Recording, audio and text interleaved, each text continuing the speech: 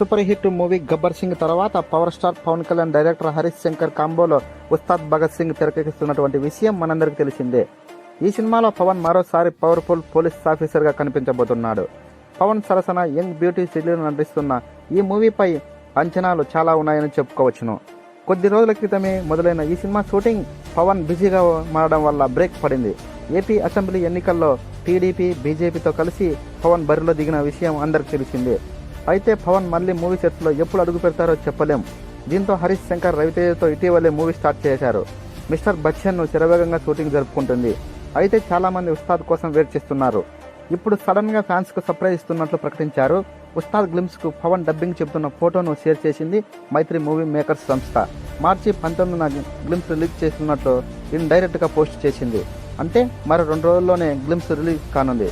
పవన్ ఆ ఫోటోలో చూస్తున్నట్లయితే పొలిటికల్ మీటింగ్ ముగించుకొని నేరుగా డబ్బింగ్ చెప్పేందుకు వచ్చినట్టు తెలుస్తుంది.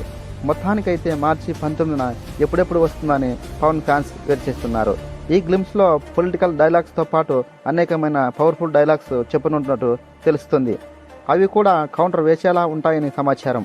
ఈ గ్లిమ్స్ ఎంత సంచలనం సృష్టిస్తుందో చూడాలి. మరి ఈ సినిమాకి డిఎస్పి సంగీతాన్ని అందించనున్నారు. ఈ గ్లిమ్స్ కోసం ఎంతమంది ఫ్యాన్స్ వెయిట్ చేస్తున్నారు కామెంట్ చేయండి. ఈ వీడియో నచ్చినట్లయితే ఒక లైక్. ఇలాంటి మరిన్ని వీడియోస్ కోసం మన ఛానల్ని తప్పకుండా సబ్స్క్రైబ్ చేసుకోండి. Thank you very much. జై హింద్.